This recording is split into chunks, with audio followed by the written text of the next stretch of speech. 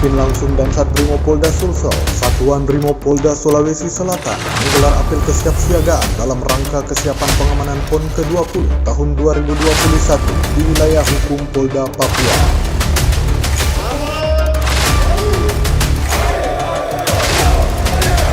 Pada pagi hari ini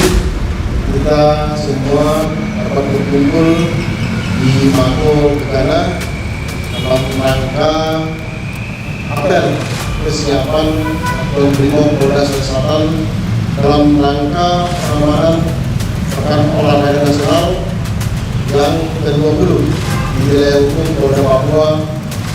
sebentar lagi akan kita laksanakan tahun 2021. Apel ini dikandung maksud untuk mengecek kesiapan personil maupun peralatan yang akan kita gunakan pada saat pengamanan Pekan Olahraga